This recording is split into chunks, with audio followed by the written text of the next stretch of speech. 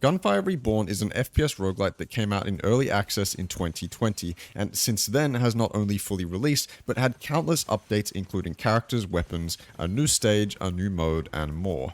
It's a game that I really enjoy, and I have certainly got my money's worth from playing it. I could make an entirely separate video praising it. In fact, initially what I was going to do was the same thing I did with Hades and Deep Rock Galactic, and go over why it's so replayable, but I have since changed my mind. Instead, we're going to talk about what it does wrong, we're going to critique it.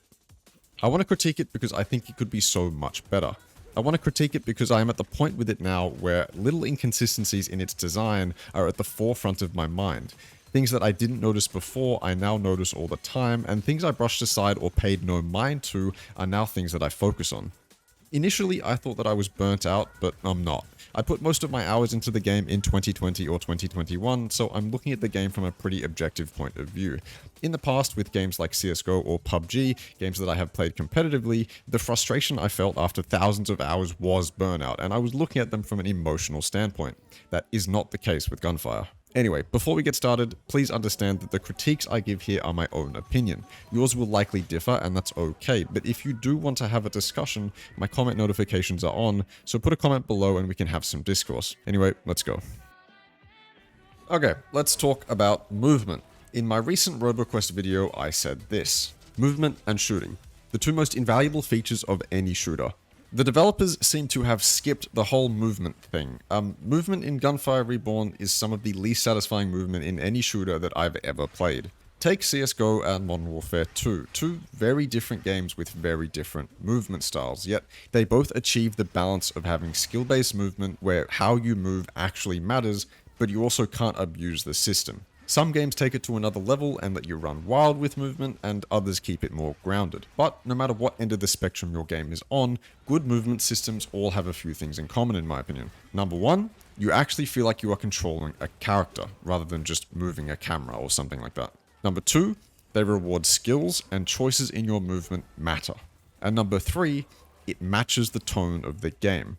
In my opinion, Gunfire fails with all three. In Gunfire, your character changes direction on a dime, there is no weight to the movement, and your dash is one of the least satisfying dashes I've ever felt. The acceleration time on your movement is practically zero. You go as soon as you hit WASD. There are parkour challenges in the game that are entirely wasted on this system. You also don't have any other moves apart from jump, dash, and run. There's no slide, vault, crouch, or anything to add layers to it, so I can't help but be bored by it. What surprises me is that they have the shooting down pat. That element of Gunfire is one of its strongest, yet the sibling to that system isn't taken care of properly. I just feel like a few more additions to movement and changes that put an emphasis on character momentum would do wonders for the game, but I also understand that it is far too late to do that, as every system in the game affected by character movement would also need to be balanced. Anyway.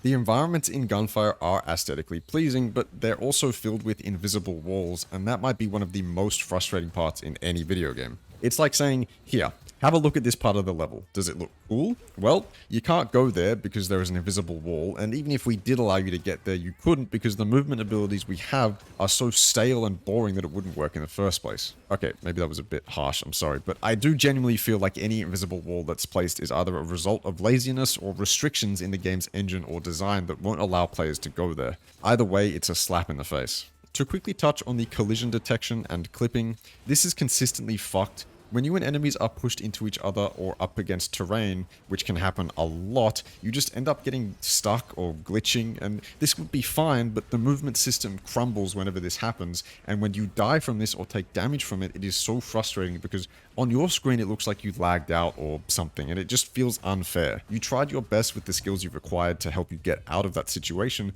but the game wouldn't let you. It just doesn't feel good at all.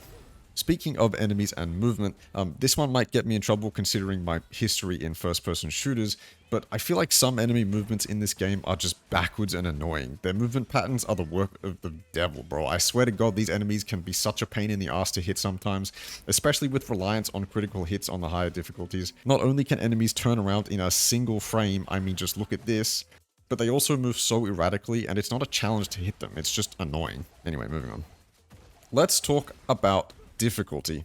This spans multiple layers, so bear with me here. The hardest difficulty in the game is Reincarnation 8. When you unlock Reincarnation difficulty, you will go through and defeat Reincarnation 1 through to Reincarnation 8 in order, and then on Reincarnation 8, you will unlock a couple different modifiers. Now, I won't be mentioning the game modes or modifiers attached to Reincarnation difficulty because I think they're actually a great part of the game and done really well, so I don't want to critique them. However, I think having 8 levels of Reincarnation difficulty is unnecessary, especially when 1 through to 7 are only incremental increases in enemy health, damage, etc. I remember when Reincarnation came out some time ago, my friends and I ran through it quite easily, and since then we've been exclusively running Reincarnation 8 with all modifiers on because there's no other challenge in the game. Even the Spiritual Assault mode that came out recently, we beat in a few tries, but that mode is far from finished or balanced, so it's hard to return to. Anyway, personally, I think that one of two things could happen here. Get rid of some of the Reincarnation levels in between 1 and 8. In my opinion, they saturate the game, and each level doesn't add any meaningful challenge over the previous.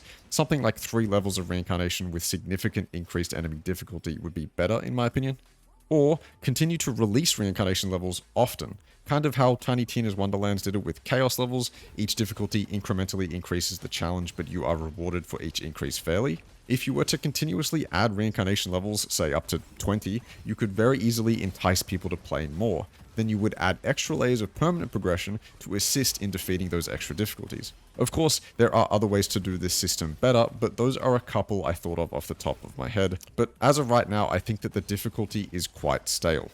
We exclusively play Reincarnation 8, but on that difficulty, our experience varies a ton. The spikes in difficulty during a run happen at the most random of times. Sometimes the hardest challenge we face in the run is on stage 2 or 3, and we breeze past the others. The difficulty is so volatile and finicky, and part of the reason for this is what I consider to be weird enemy balancing. These bandit snipers, or whatever they are, have been the bane of my existence for my entire playtime. They seemingly kill you in 1 or 2 hits no matter the difficulty you're on, and their shots are homing as well. For the life of me, I can't tell why these haven't been balanced yet, as every time I die to them it seems so unfair. Beetles will also for whatever reason deal mass amounts of damage. The role of a beetle should be to distract players from focusing on the harder enemies, but for some reason these deal amounts of damage that kill you quickly as well. On top of that, sometimes the damage numbers they tell you died to will be astronomically high, and you just have to sit there and wonder how they can deal 10 times the amount of my health bar. And that's with and without Spirit Feline, because I know that's what some veteran players will point to as the reason for this. I understand that on Reincarnation 8, some enemies are just going to one-hit you, and you account for this having built up scrolls and ascensions, and I don't get mad when a bigger enemy kills me like that. I get mad when I feel like my death is unearned or unfair, which feels like it happens often. Or take a look at this clip. This is us versing a vault boss on stage 1. It took us 4 minutes. It wasn't hard and it wasn't overly engaging either. Now, I understand that boss's health is scaled for 3 people and that we were on the hardest difficulty, but this is stage 1. We haven't even had a chance to get our gear in order, and yet we are pit up against an enemy with a health bar the size of the sun and a crit spot that isn't the easiest to hit. This balance occurs multiple times in the run too. Some enemies will go down without a fight, and others are just bullet sponges that add nothing to the run and only pad the runtime. This is kind of the case with elite gathering rooms that put you up against multiple sun-sized health bar enemies with harder modifiers. Sometimes these rooms are an absolute nightmare, and other times they feel like a rewarding challenge to defeat. Now, for the bosses in the game, mostly I feel like they are done well. In all my runs, no boss has ever felt unfair. Usually by the time I get to a boss, if it's hard to kill, it's probably my fault for building incorrectly or just RNG, and that's on whatever difficulty I play on. Most of my complaints about difficulty stem from health bars that are too big and only delay the run, or enemies that in my opinion are not balanced correctly. So many times in this game I ask myself, how the fuck did I just die? If I know anything from my years of experience playing competitive shooters, if I have to ask myself that question seriously, something isn't quite right. To go deeper into the difficulty, we have to talk about the viability of characters and weapons. This might be one of the most frustrating parts of the game for me. On lower difficulties, everything is viable. I've done plenty of experimentation with different builds, characters, and weapons on Nightmare difficulty, and I always leave the run thinking that that build is viable. But then I take it over to Reincarnation 8, and it gets shit on. This is a hallmark of bad balancing in any game. If as soon as you get to the end game, only certain builds and weapons become viable. It removes the fun of experimentation and variety. And I know some people are going to say, well, just play Nightmare then if you want to have fun, but I shouldn't need to lower the difficulty just to play a certain build. I want to see how this build fares against the best challenge that the game has to offer. By now, I am familiar with all the weapons in the game and their viability, and I seem to consistently get funneled into using only a select few on Reincarnation 8. Whether that's because they synergize well with existing Ascensions or Scrolls, or because they just fare better because of their stats, I'm not sure. It's also clear to me that certain characters fare better than others. Lee is obviously a standout, and Lei Luo, however you say it, I'm sorry, has incredible crit capability. They can all be used on Reincarnation 8, but I feel like some fall behind too much to be consistently viable. Also, some of these spiritual ascensions for certain characters are so much better than others. It's obvious why scaling like this is bad. It removes so much excitement and curiosity from the endgame. If I'll leave you with anything, it's that the endgame is where the game should open up and not close off. Okay, progression.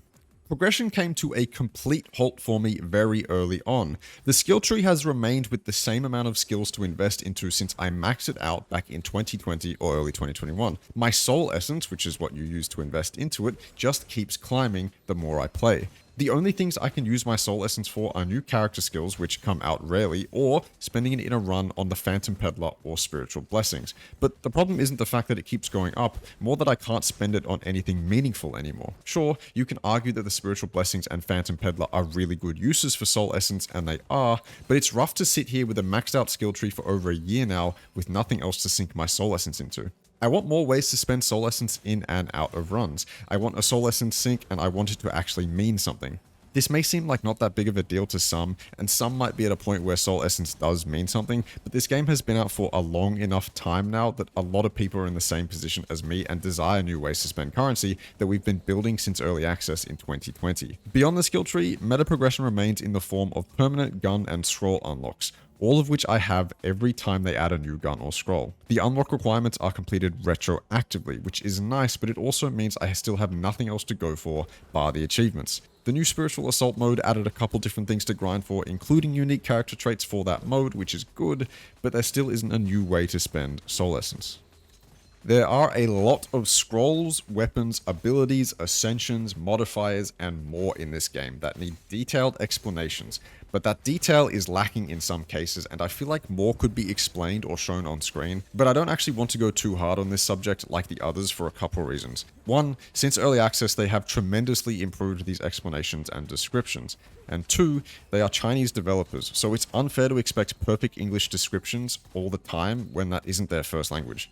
I will mention that if you are new, sometimes the text in the game can be a bit jarring as you figure out how everything works, but once you understand it, it's like riding a bike. I will say that even though they have improved the descriptions, sometimes it can be hard to tell how something will impact how I want to build because the explanation either isn't there or is very surface level, but this is rarely the case. Now, originally I had written over 300 words about a single achievement, the Crab Buffet achievement.